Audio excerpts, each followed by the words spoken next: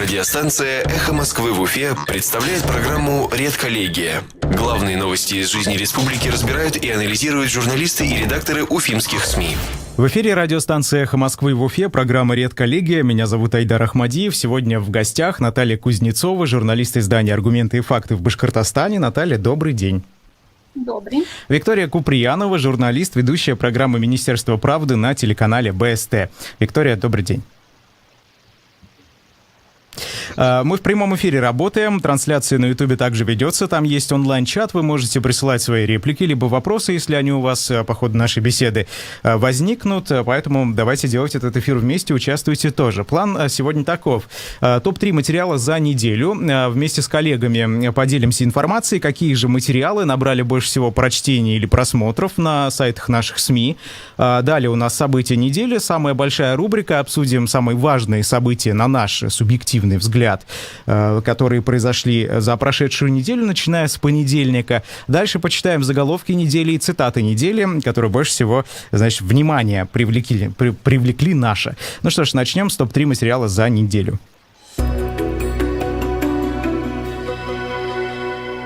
Коллеги, давайте начну я. Сайт «Эхо Москвы» в Уфе. Первое место занял материал. Минздрав Башкирии назвал одной из причин увольнения Глеба Глебова отсутствие у него профильного инфекционного образования. Врач заявляет, что другие такие врачи работать продолжают. Ну что ж, история с Глебом Глебовым, наверное, у всех в памяти, да. На этой неделе его, значит, пытались сначала уволить из инфекционной клиники в Зубово, которая сейчас принимает больных коронавирусом. Но в конце концов Глеб Глебов решил написать заявление об увольнении и не раздувать эту ситуацию дальше. Но Глеб Глебов, напомню, для тех, кто не знает, кто это такой, это довольно популярный врач в интернете, он ведет свой блог, он часто появляется в СМИ, критиковал Министерство здравоохранения республиканское, лично самого министра Максима Забелина, республиканские власти в период пандемии, разные проекты разрабатывал, в то же время был замечен в сотрудничестве, в кооперации с «Единой Россией», они проводили прямые линии, там разговор с врачом, что-то такое было у них. Ну, в общем, вот, такая фигура. Второе место. Материал «Уфимка» заявила о рейдерском захвате нефтяной компании, доставшейся ей по наследству. Она несколько раз обращалась в МВД, но не получила ответ. Писали мы такой лонгрид, его можно назвать. Значит, Уфимка, у нее муж умер в 2014 году, ему принадлежала нефтяная компания. И потом по наследству, естественно, эта женщина получила ее, но сейчас кто-то, кто якобы раньше сотрудничал с ее мужем, пытается у нее эту компанию отобрать, и конкретно там, значит, то ли 300, то ли сколько-то тысяч рублей через суд у нее, значит, изъять. Ну вот, кому хочется почитать, почитайте. Номер 3. Движение «Стоп Баш РТС» просит Роспотребнадзор проверить концерт «Единой России» в поддержку медиков. Не устаю об этом повторять в эфире, что, значит, в проведении акций протеста оппозиции постоянно отказывают, а подобные концерты проводят. Мы с вами знаем случай 11 октября, прошлый год, прошел концерт с участием звезд, значит, российской эстрады. Собрал он несколько десятков тысяч зрителей, и это все происходило в период пандемии. Буквально через несколько дней, там через неделю, кажется, после этого концерта началась в Башкирии так называемая вторая волна распространения вируса. Разные профсоюзные организации, правозащитные и общественные движения обвинили республиканские власти в проведении этого концерта на День Республики. Ну вот опять, значит, вроде бы сейчас у нас такое небольшое затишье, кажется, с коронавирусом, да, в частности, в информационном плане. Но все же третья волна ожидается, как и говорил глава республики Ради Хабиров сам на оперативном совещании неоднократно. Но «Единая Россия» провела с Денисом Майдановым концерт «Спасибо врачам 3». Вот так. Собрал он не десятки тысяч зрителей, конечно, но люди там были. Это наши топ-3 материала сайта «Эхо Москвы» в Уфе. Пожалуйста, Наталья Кузнецова, журналист издания «Аргументы и факты» в Башкортостане. Ваши самые рейтинговые материалы за прошедшую неделю. Больше всего прочтений у нас на этой неделе набрала новость о том, что первый вице-премьер правительства Башкирии госпитализирован с коронавирусом. А на втором месте ректор УГАТУ подал в суд Уфы иск к экс-руководителю вуза. И третья новость. Обвиняемого в убийстве юриста в центре Уфы Стаса Яшина взяли под стражу в зале суда. Это тоже такой резонансный достаточно процесс. Тоже очень хорошо его читали и большое внимание к нему. Угу. Да, спасибо большое. Ну, Виктория, я так понимаю, рейтинга у тебя нет, да? Ну, так как ты все-таки телеведущая. Ну, ладно. Ну что ж, давайте перейдем сразу к событиям недели, и там уже начнем с Виктории. Пожалуйста, какие события показались самыми важными за прошедшую неделю? Ну, объективно, наверное, новость номер один – это то, что происходит вокруг башкирской содовой компании. Соответственно, решение Владимира Путина вернуть контрольный пакет республики, и что, собственно, республика как управленец будет делать с этим контрольным пакетом. Есть разные прогнозы экономистов. Спивак, например, очень интересно в Фейсбуке заметил то, что, как ни крути, во всей мировой практике государство не является лучшим управленцем для коммерческого, сугубо коммерческого бизнеса. И несмотря на то, что мы читаем новости, да, о том, что 5,5 миллиардов вложат в модернизацию и так далее, мы понимаем, что об эффективности этого управления мы сможем судить только, ну вот мы все повзрослеем, может быть, уже постареем к тому времени, но какой-то результат будет не раньше, чем через 10-15 лет, потому что запасов Шихана, который уже разработан, хватает еще, как выясняется, на десяток лет, и, соответственно, модернизацию могут затянуть, и она свершится, ну, возможно, даже не при Раде Хабирове. Сложный момент. Но однозначно это событие недели, в моем понимании. Из интересного для нашего журналистского сообщества отмечу, наверное, новость, которая вышла вчера на сайте про Уфу. Популярная СМИ в Башкирии закрывается. То есть в про Уфу появился материал о том, что там была цитата Руфы Рахимовой о том, что мы надеемся, длительная борьба, которую мы вели, продолжится в будущем, наша идея будет продолжена. Большинство людей восприняли это как некую первоапрельскую шутку, но шутка лишь, что материал публикуется 1 апреля. Но уже сегодня появилась у «Коммерсанта», по-моему, появилась новость о том, что про Уфу зарегистрировала новая медиа, которая будет называться «Пруфы РФ», и, судя по всему, 8 апреля будет презентация нового СМИ. Ну, посмотрим, что будет, но, на мой взгляд, ребрендинг интересный. Пруфы – это что-то такое уникальное, и, собственно, про Уфу всегда себя так старались, по крайней мере, позиционировать, что они вот несут в массу какие-то пруфы. Это, ну, что могу сказать, это прикольно. Вот. Ну, 2 события я выделю. Ну, кстати, вот касаемо про Уфу, действительно, да, мы тоже писали сегодня об этом материал, но еще помимо издания «Пруфы» в начале февраля этого года «Свободные медиа», та самая некоммерческая организация, которая находится под контролем Руфы Рахимовой, издательницы, зарегистрировала СМИ под названием «Про Уфу Спортс». Видимо, тоже что-то вот будет связано, какой-то иной сайт, связанный со спортом. Ну что ж, ну, пожелаем успехов. Как пишет «Коммерсант», 8 апреля эта презентация нового СМИ состоится. Что касается, кстати, вот хотел бы еще сказать про башкирскую содовую компанию. Там, как сказал недавно на встрече с главой республики генеральный директор БСК Эдуард Давыдов, все-таки месторождение, которое сейчас используется на месте там Шихана, которое уже давно разработали, начали разрабатывать еще в Советском Союзе, это месторождение будет использоваться до 2026 года. Уже потом им придется искать новый источник известняка. Вот, но будем смотреть. Кстати, вот самое интересное в этой истории, знаете что? Тот же Эдуард Давыдов сказал на встрече с Радием Хабировым, что их технологии производства соды устарели, там часть определенная, да, электролиз какой-то диафрагментный и так далее, я не особо в этом понимаю, но во всяком случае устарели безнадежно, как сказал Эдуард Давыдов. самое интересное в этой истории то, что про устаревание этих технологий говорили еще ученые до конфликтов на Шихане Куштау в августе прошлого года. Тогда, кстати, представители башкирской содовой компании говорили, что это на самом деле не так, что вы ничего не понимаете, все нормально с технологиями и так далее. Сейчас выясняется, что, оказывается, нет, видите ли, открылись глаза. То же самое, кстати, касается еще и чиновников, которые утверждали, что другое месторождение, другой источник известняка найти сложно, вот Куштау подходит отлично, а сейчас, когда Владимир Путин передал пакет акций, тут, значит, все начали говорить, что вот, наконец-то эта проблема у нас разрешилась, да, это важнейший день для истории республики, для жителей этой республики. Так интересно. Наталья, у вас есть что добавить по тем событиям? Ну, конечно, я тут с вами соглашусь. Безусловно, передача пакета БСК Республики – это событие номер один. Это долго ждали, долго все гадали, какой же пакет нам передадут все-таки. В итоге выяснилось, что на самом деле все очень так оптимистично получилось. Но тут, конечно, нельзя не сказать про то, что сразу же за этим последовали цитаты такие громкие о том, что это чуть ли там не восстановление исторической справедливости и прочее, и прочее. То есть власть не преминула тем, чтобы как можно быстрее заговорить о том, как они все круто сделали. И ничего все-таки не говорится о том, что, скорее всего, на федеральном уровне учли и то, что возможно общественное недовольство, если слишком мало отдадут региону.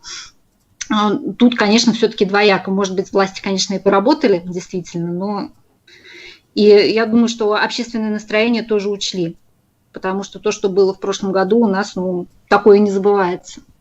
Ну, вот эти 11,3%, их могут, на самом деле, в любое время ведь обратно забрать. Это же просто в доверительное управление. Да, это доверительное управление, это такой непостоянный, так скажем.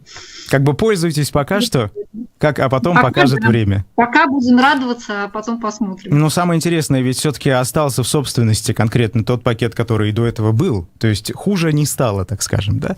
Вика, вот что ты думаешь по этому поводу? На самом деле, я много читала материалов на эту тему, смотрела сюжеты.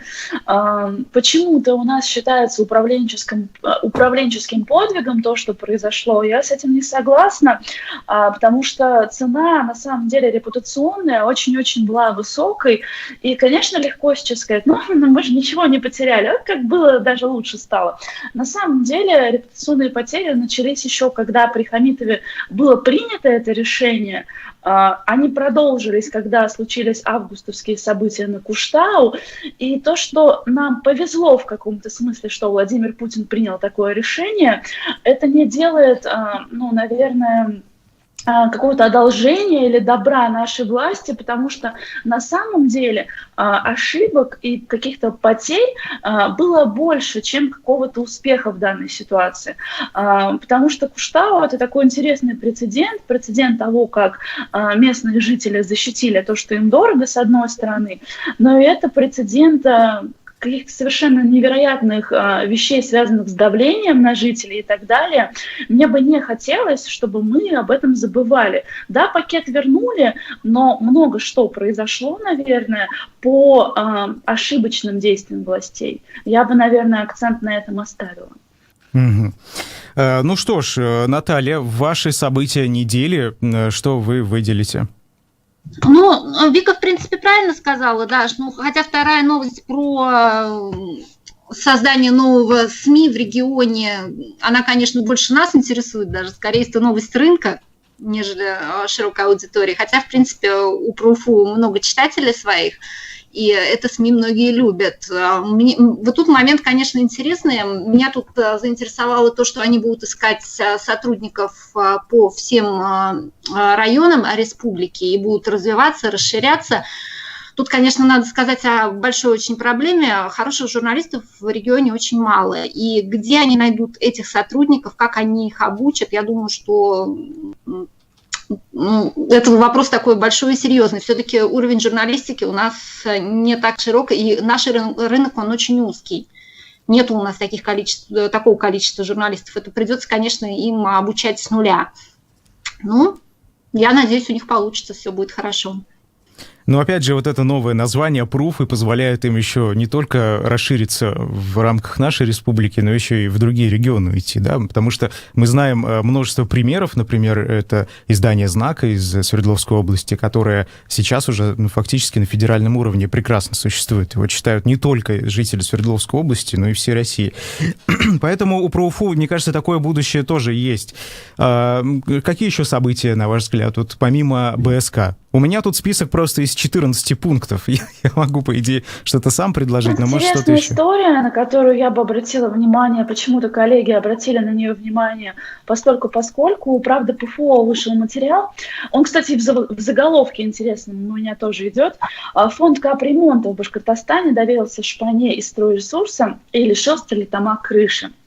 Почему история интересная? На оперативном совещании Радий Хабиров выдал своего рода черную метку уфимской компании «Стройресурс». Чтобы мы понимали, да, это покрытие полное рынка капитального ремонта. У нас один подрядчик выполняет практически все. И по словам руководства республики, треть выполненных работ, она была фактически завалена. Интересная тема для коллег, потому что фонд капремонта заключил контракты более чем, там почти 1500 домов на сумму 4,5 миллиарда рублей. При этом треть этих работ фактически нашим же государством признается некачественно выполненной. Региональный оператор выдал 395 предписаний об устранении определенных недостатков при ремонте. Куда эти деньги идут, как они идут? То есть мы сейчас все активно считаем, что там происходит с БСК. На самом деле здесь тоже интересная история. Здесь можно порыться в цифрах и что-то найти, потому что капитальный ремонт слабое место. И откуда у одной компании, да, у стройресурса контрактов снова и снова более чем на 200 миллионов, вопрос на самом деле интересный. Угу.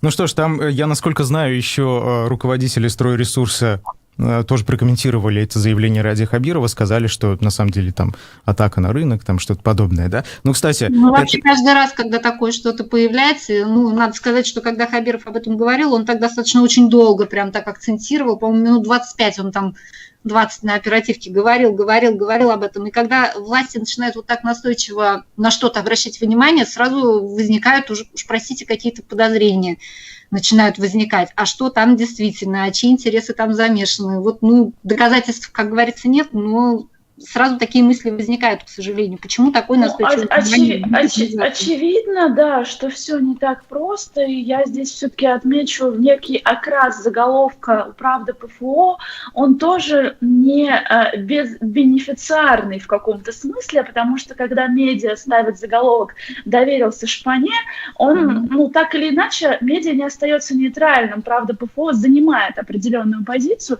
Тоже, опять же, интересно, почему.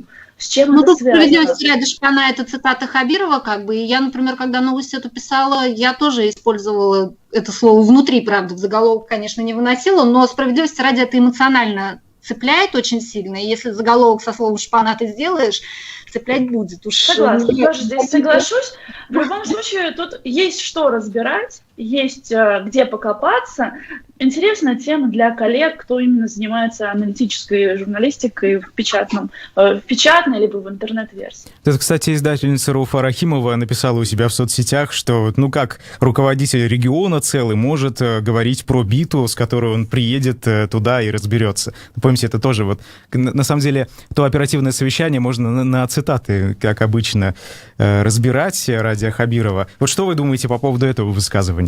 Опять же, он сказал: я бы взял биту и приехал бы на место сам разбираться, если бы вы мне сказали раньше об этом. Вообще это проявление таких авторитарных черт его просто в манере управления, в стиле. Он часто допускает нечто подобное и иногда, наверное, заговаривается. У нас почему-то к определенным чиновникам привязываются по цитатам, а Хабирова не очень любят трогать. Как-то так. Написали в заголовках, посмеялись и забыли. Но как-то это дальше не идет так в народ, так активно не выливается. А что это он такое сказал? Почему-то к другим, может быть, они говорят про население, конечно, больше, но Хабирова почему-то у нас как-то так мягко к нему народ относится. Ну, конечно, Какие там еще были на слова? самом деле, Ухайдакать. это же такая черта, которая Хабирова делает в глазах жителей живым человеком. То есть вот эта особенность, она идет ему в плюс и в минус. В минус, потому что это эмоциональное высказывание, в плюс, потому что мы так устали от чиновников, которые говорят языком пресс-релизов, и вот эти яркие фразы на оперативном совещании, они, в принципе, причина того, почему оперативное совещание можно смотреть как сериал. Там, раз в 15 минут стабильно будет что-нибудь интересное. Ну, то есть это делает живым, опять же, и плюс, и минус. Тут уже, наверное, не знаю, пиарщики, либо сотрудники пресс-службы должны как-то задуматься, но я думаю, что уже ничего с этим не сделаешь. У человека такой характер, у него такая манера речи, и даже если перед главой положить листок с абсолютно правильными имиджевыми фразами, все равно он свою битву туда, скажем так, вставит. Через несколько минут продолжим. У нас, Наталья, прошу прощения, у нас времени нет. Давайте мы послушаем новости, вернемся через пару минут.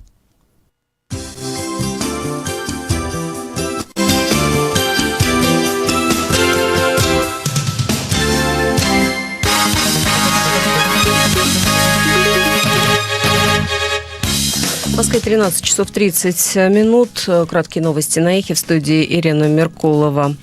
Мировой суд Таганского района Москвы оштрафовал Твиттер на 3 миллиона рублей. По мнению суда, компания отказалась удалить запрещенный контент. В постановлении отмечается, что штраф должен быть выплачен в течение 60 суток после вступления решения в силу. Реакция Твиттера пока неизвестна. Группа правозащитников обратилась к уполномоченному по правам человека в России Татьяне Москальковой в связи с ситуацией вокруг Алексея Навального. Они просят омбудсмена посетить колонию, где содержится политик, и защитить его права. По мнению правозащитников, Навального медленно убивают в колонии, не оказывают адекватной медицинской помощи и фактически лишают сна. Как подчеркивают авторы письма, речь идет о пытках и бесчеловечном обращении, что противоречит нормам международного права и обязательствам, которые взяла на себя Россия. В Кремле предупреждают, что России придется принять дополнительные меры для обеспечения своей безопасности в случае появления американских войск на территории Украины или усиления сил НАТО в соседних странах. Пресс-секретарь президента Дмитрий Песков подчеркнул, что Россия никому не угрожает и не угрожала никогда.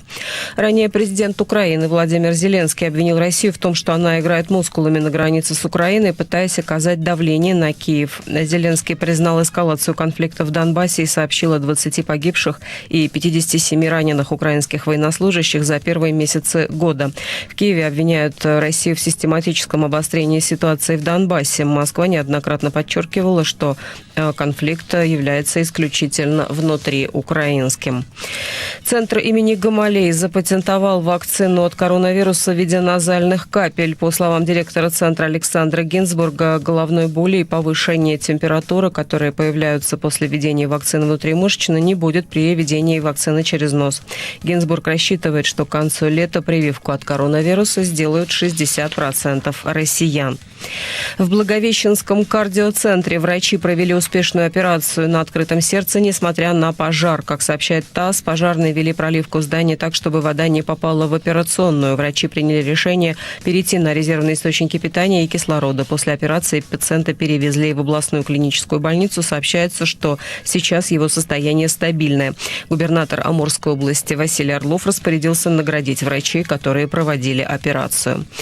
В Москве после нескольких лет реконструкции снова откроется кинотеатр «Художественный». Регулярные сеансы начнутся с 9 апреля. Как сообщает Интерфакс, большинство фильмов будут демонстрироваться на языке оригинала с русскими субтитрами. А 10 апреля будет специальный показ «Броненосца Потемкина» Сергея Эйзенштейна. Премьера была в кинотеатре в январе 1926 года. Зрители увидят восстановленную версию картины с кадрами, которые ранее вырезала цензура.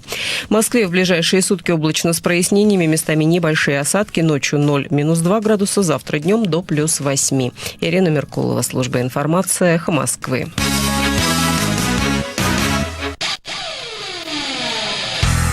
Хорошее зрение при любых обстоятельствах – это ваш личный комфорт. Шамир создает высококачественные линзы для очков для любого рецепта, любого вида деятельности и любой тонировки. Линзы Шамир – это идеальное зрение и индивидуальный подход. Спрашивайте линзы Шамир в оптиках вашего города. Имеются противопоказания. Необходима консультация специалиста.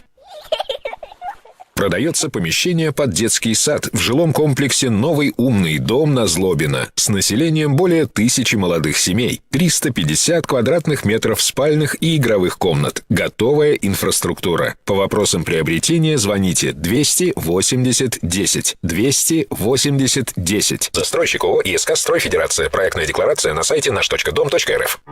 Телефон рекламной службы «Эхо Москвы» в Уфе. 216 35 99. Будет реклама, будет и эхо. На то мы и партнеры. «Эхо Москвы» в Уфе и общественная организация «Берзямлек» представляют рубрику «Говорим по-башкирски». Безнадежно. Безнадежно устаревшие. Безнадежно устаревшие. В башкирской содовой компании назвали некоторые свои технологии производства безнадежно устаревшими. Башкорт сода компаниясында үзләренең кайһы бер yetişтерү технологияларын ышанысыз искергән дип атаналар. В башкирской содовой компании назвали некоторые свои технологии производства безнадежно устаревшими. Башкорт сода компаниясында үзләренең кайһы бер yetişтерү технологияларын ышанысыз искергән дип атаналар. «Эхо Москвы» в Уфе и общественная организация «Берзямлек» представляют рубрику «Говорим по-башкирски». Радиостанция «Эхо Москвы» в Уфе представляет программу «Редколлегия». Главные новости из жизни республики разбирают и анализируют журналисты и редакторы уфимских СМИ. Мы продолжаем в эфире «Эхо Москвы» в Уфе программу «Редколлегия». Меня зовут Айдар Ахмадиев. В гостях сегодня Наталья Кузнецова, журналист издания «Аргументы и факты» в Башкортостане, Виктория Куприянова, журналист, ведущая программы «Министерство правды» на телеканале БСТ. Ну что ж, продолжаем нашу рубрику «События недели». Знаете, я бы хотел что выделить. КПРФ и ЛДПР создали межфракционную депутатскую группу по расследованию роста тарифов за отопление. Они заявили, что «Единая Россия» действует в интересах монополий. Вот так вот, оказывается. Вы знаете, вы знали об этом? Вот я нет. Ну, кстати, самое интересное... Я хотела эту тему заявить, да, такую... Ну, мне на самом деле показалось таким, ну, не то что мало заслуживающим внимания, но достаточно смешным как заявление этих депутатов, так и реакция Курултая на это. По-моему, те просто популизмом занимаются, ну, а тем как-то отвечать надо. У меня какая-то такая реакция была. На самом деле, причины роста нам никто не скажет в результате. Результат итог, я думаю, будет такой. Ну да, вы знаете, я бы хотел сказать, что вот мы внезапно взяли и проснулись во времена настоящей политики. Вот у нас коалиции создаются в парламенте, споры, да, кто-то начнет там кидать в друг друга, спорить во время заседаний. Но нет. Ну, посмотрим, как будет эта ситуация развиваться. На самом деле, действительно, депутат от КПРФ Рустам Хафизов его зовут, во время парламентского недавнего заседания предложил все-таки проголосовать, как-то рассмотреть этот вопрос о начале парламентского расследования, но его не поддержали. При этом не поддержали депутаты партии «Единая Россия». Вот так вот. У них большинство, они в целом могут все что угодно там делать. Что еще? Сенаторы от Башкирии поддержали законопроект о просветительской деятельности. Лилия Гумерова назвала его достаточно здравой идеей. Почему мы взяли эту, фактически федеральную повестку? Потому что Лилия Гумерова, сенатор от Башкирии, играет там довольно важную роль. Лилия Гумерова является председателем комитета по науке и образованию и молодежной политике. Кажется, так это называется. Что вы, коллеги, думаете по этому поводу? Конечно, в целом, да, как эта новость подана, сенаторы поддержали. Было бы странно, если бы они не поддержали, потому что все против... Было такое, что они не поддерживают. По-моему, там все, что нам не нравится, все поддерживается нашими сенаторами, пока так было. Ну, в принципе, от Лилии Гумеровой-то я другого и не ожидала. Как бы характеристика ее личности нам давно известна, поэтому что тут скажешь. И добавить-то нечего. Виктория, может быть, есть какое-то мнение по этому поводу? Нет, к сожалению, не могу подключиться. Ага, хорошо. МВД вновь отказалась возбуждать уголовное дело по заявлению уфимской художницы Алены Савельевой об угрозах.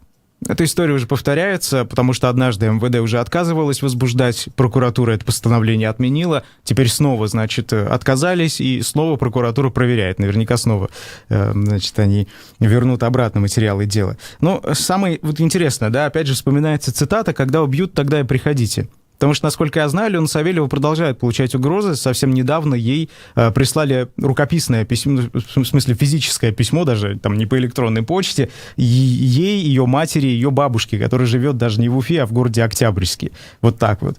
Угрожали там, значит, написали, что она обидела братву и все в этом роде. Полиция бездействует. На самом деле это совсем не смешная тема.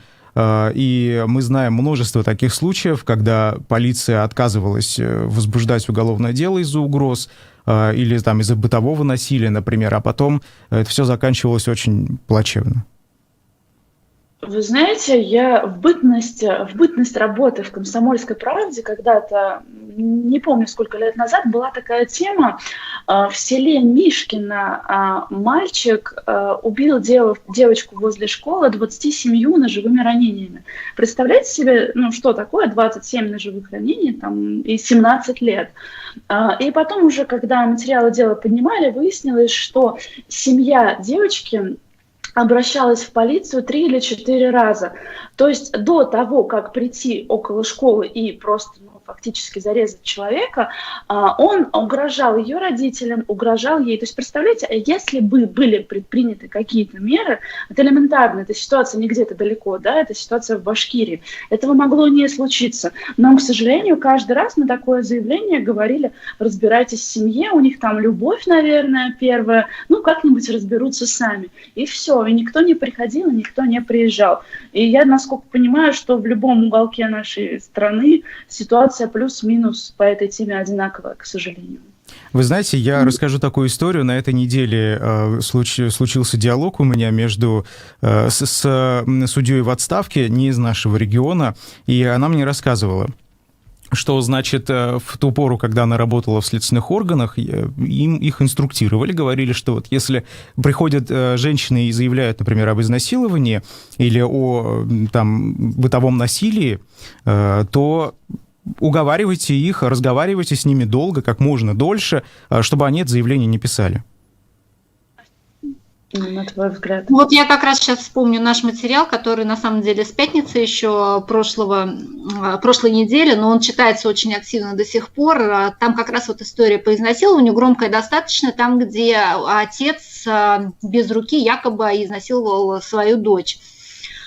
У нас это очень активно читается, и вот там как раз-таки обратный пример. Там изнасилования как такового, как говорят сейчас, не было, но мать сразу же пошла в полицию, и заявление приняли сразу. И когда они причем пошли, чтобы забирать это заявление, когда выяснилось, что девочка все наговорила на отца, чтобы ему отомстить, не осознав всех последствий заявления, отдать отказались и завели уголовное дело, и сейчас 21 год этому мужчине грозит. Теперь вся семья раскаивается жена, раскаиваются дочери, а мужчине 21 год грозит. Тут как бы вот все-таки практика противоречивая, как показывает наше дело. Ну, кстати, во время выступления руководитель Следственного комитета по Башкирии, насколько, если я не ошибаюсь, да, говорил, что преступления против детей, их количество за прошлый год очень сильно выросло, и они продолжают работать в этом направлении по выявлению таких преступлений. Может быть, вот именно такие заявления, связанные с подобными действиями в отношении несовершеннолетних, они как-то предпринимаются. Там 18 лет было. Она, кстати, совершеннолетняя уже. Сейчас ей уже 20 даже полных. Ей, получается, больше 18 было. Ну, такая история, она меня, на самом деле, тоже удивила, потому что, на самом деле же говорят, да, что заявления обычно не принимают, обычно все настроено на то, чтобы не вмешиваться в семью до последнего, да, это повсеместно говорят. Ну вот я столкнулась в своей журналистской практике с таким и вижу, что по-разному все-таки действуют наши правоохранители. Угу. Но все-таки я надеюсь, когда-то это превратится в тенденцию, будет все нормально работать.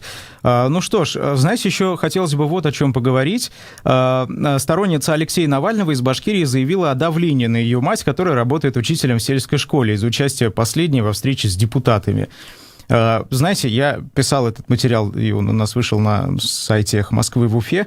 Я позвонил директору школы, где работает эта женщина, и она мне на протяжении нескольких минут доказывала, что, значит, встречи с депутатами, встречи избирателей с депутатами — это незаконная акция протеста. Вот, понимаете, я даже не знаю, как это прокомментировать. В целом, такая психология у людей.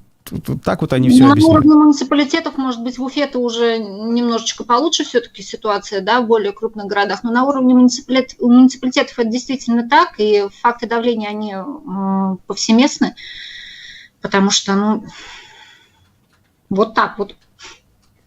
Угу. Хорошо. Ну что ж, протесты против строительства парка искусств. Мы писали несколько материалов на эту тему. Валериан Гагин, действующий член Совета по правам человека при главе Башкирии и Центр современного искусства «Облака», планирует построить реализовать долгожданный проект «Парк искусств», значит, рядом с Академией наук Башкирии в центре Уфы. Против этого протестуют местные жители нескольких домов. При этом Валериан Гагин говорит, что он в целом готов на диалог, готов объяснить, все показать и так далее. А местные жители бьются за свой зеленый кусочек земли, который, кстати, находится даже не в их дворе, да, то бишь это как бы общественное пространство, не принадлежит их дому, а в целом это городское место. Вика, вот что ты думаешь по поводу этого? Как ты вообще против или за строительство парка искусств? На самом деле есть такая одна большая проблема, которую мы получили, в частности, кстати, из-за Куштау, в том числе. У нас система ручного управления со стороны главы республики, она какая? Например, стройка, она не нравится местным жителям, сразу же все, Ради Хабиров, помогите. Ради Хабиров как бы помогает, стройку запрещают. И вы обратите внимание, насколько чаще эти протесты, скажем так, появляются в нашем медиапространстве. Каждый месяц у нас есть какая-нибудь стройка, которая не нравится жителям тех или иных дворов. Каждый месяц у нас что-то происходит. Вот здесь, мне кажется, что у нас нет единой системы общественных слушаний и, в принципе, разговоров, потому что это тоже ненормально, что в любом дворе можно выйти и сказать: а нам не нравится. Вот у меня, например, около дома очень мало парковочных мест. Но уже так проект межевания квартала, он настолько был безалаберно сделан в свое время, что просто этого не осталось. Не всегда застройщик или автор креативного проекта, да, как в данном случае парк искусства Гагин, виноваты в том, что наш город неумно выстроен с точки зрения плана города, с точки зрения межевания кварталов. Мне кажется, здесь какой-то системный подход нужен, потому что я абсолютно против того, что любой человек может выйти, да, и сказать: не стройте здесь, и здесь строить не будут. Это тоже неправильно. Ровно как и неправильно строить под разрешения, которые, да, выданы мэрией за какие-нибудь там обходные пути. Обе стороны в данной ситуации многое теряют. И если у нас получится выстраивать диалог, было бы классно. Вот вчера Ильшат Байбурин, директор компании Paradox Box, очень интересно отметил, что городскую навигацию без конкурса разрабатывает студия Артемия Лебедева. Да, клевая студия, но действительно, почему не был проведен какой-то общественный конкурс?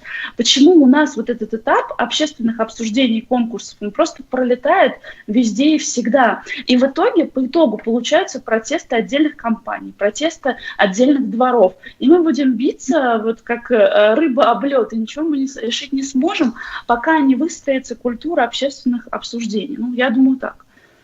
Ну, тут, с одной стороны, конечно, можно поспорить, что запрещать все-таки гражданам выступать против того или иного проекта, ну, все-таки какие-то ограничения я бы не стала, конечно, вводить, с учетом того, тем более, что общественные обсуждения у нас остаются вообще чем-то неизвестным пока для граждан, они зачастую просто о них не знают. Но, с другой стороны, к сожалению, вот из моей журналистской практики очень часто так было, что протесты против отдельных каких-то проектов, тем более креативных, они зачастую провоцируются конкурентами, к сожалению, и очень часто там, где появляется гражданская активность, замешаны какие-то бизнес-интересы. Это, к сожалению, факт тоже, который есть. И где найти вот этот баланс между действительно интересами граждан и бизнес-конфликтами, какими-то противостоянием, то тут, конечно, можно обсуждать и обсуждать. Но ограничения все-таки, ну не знаю, Вик, я не согласна, что вводить ограничения и говорить, что все-таки не каждый гражданин может говорить, что там нравится. Нет, вы меня не так поняли. Я не говорила ни о каких ограничениях, и слово вообще от меня это не звучало. Я сказала о том, что из-за отсутствия культуры общественных слушаний и выяснения общественного мнения до начала проекта у нас это выливается в локальные некорректные истории. То есть когда местные жители вообще не знают на самом деле, что происходит. И эти локальные стычки решаются главой напрямую. Ну, в пример приведу стройку на Армавирской, да, например, начинают строить дом отдельный застройщик, это сразу же там несут на оперативку, стройка останавливается. Никто не ищет какой-то компромисс, да, может быть построить здание другой этажности, а может быть дать другой участок, а может быть пересмотреть проект межевания квартала. У нас как бы вот либо да, либо нет, либо черное, либо белое, так не бывает. Город, это же что-то, у нас сейчас вот поменяется главный архитектор, и я надеюсь, что на город начнут смотреть как на единый организм, да, на какую-то комфортную городскую среду, которая устраивается для людей с обсуждением людей. Есть такой термин «соучастное городское планирование» или проектирование. Соучастное – это когда местные жители участвуют в этом добровольно, не в формате, вот, знаете, мы сейчас подадим в прокуратуру везде, чтобы парк искусств не строили, а это в формате долгих общественных обсуждений, где показываются проекты, где все это рассказывается. Я за это. Я не за отсутствие протестов, я за то, чтобы это принимало форму корректную, потому что, ну, простите, не каждый местный житель, архитектор или человек, который понимает, что такое городская среда и как устроена городская среда. Вы знаете, об этом шла. Мне кажется, протесты, ну, они, во-первых, возникают просто потому, что люди о том, что у них что-то где-то рядом застраивается, узнают из средств массовой информации под самый конец. Конечно, вот, да, я об этом и говорю, да, что эта информация остается закрытым. Люди узнают об этом по факту, и это действительно вопрос какой-то формирования культуры, но я думаю, пока к формированию этой культуры у нас власти прежде всего не готовы. Жители, я думаю, быстро бы научились. Дай им только возможность. Вы знаете, говорить. что я разговаривал с людьми, которые протестуют против парка искусств, что они, против чего конкретно они протестуют. Валериан Гагин несколько месяцев назад, еще в январе, опубликовал у себя на странице фотографию там с Радием Хабировым, еще с кем-то, да, из республиканских и городских властей, и написал, что вот мы обсуждали, в целом там все нормально, все будет, мы построим, да, все вот в таком утвердительном ключе. Конечно же, людей это как бы взбесило немного, потому что они вообще не в курсе, что там рядом будет строиться. При этом они несколько раз отмечали, что они не выступают против парка искусств. Они за то, чтобы с ними общались. Надо же сказать, что все-таки, ну, основной массе людей парк искусств все-таки не нужен. Людям нужен. У людей нет бытовых совершенно вещей, да, когда у них нет там, ну, элементарных вещей, да, в виде обилия там зеленых насаждений, парков, скверов, детских площадок, то, что нужно просто вот сейчас, здесь, сегодня.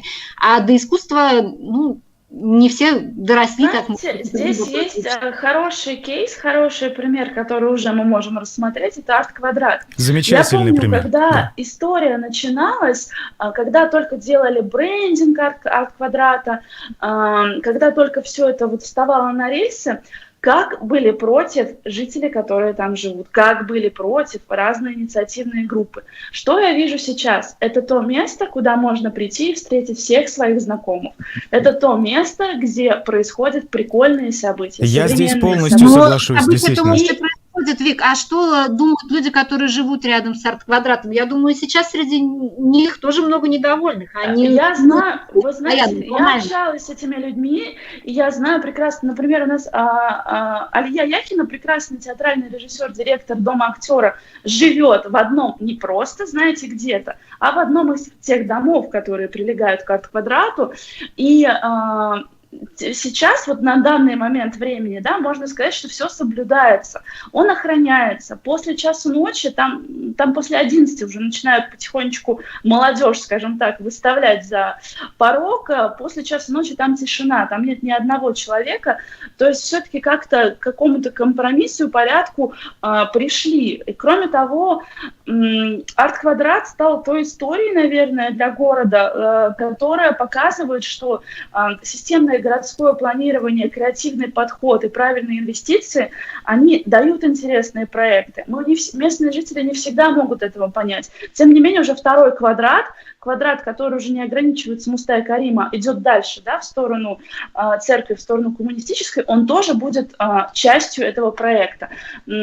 А значит, это нужно все-таки людям в конечном счете. Ну, простите меня за отсутствие тяги к высокому и прекрасному, но я бы, например, не хотела, чтобы после 7 около дома у меня шумели. Ну, тут спорно, конечно. Если действительно, так как ты говоришь, если действительно там люди за, против, ну, это классно. Это значит, что это в этом случае это сработало и получилось. Но я думаю, что основная масса людей просто она не тянется настолько к высокому, чтобы... Вы знаете, если парк искусств будет очень хорошим, красивым местом, лучше, чем тот сквер, который сейчас там есть, то это прекрасно. У людей появится хорошее, благоустроенное место, чтобы гулять, чтобы, возможно, значит, подключиться к этому искусству, да, начать его понимать там и так далее.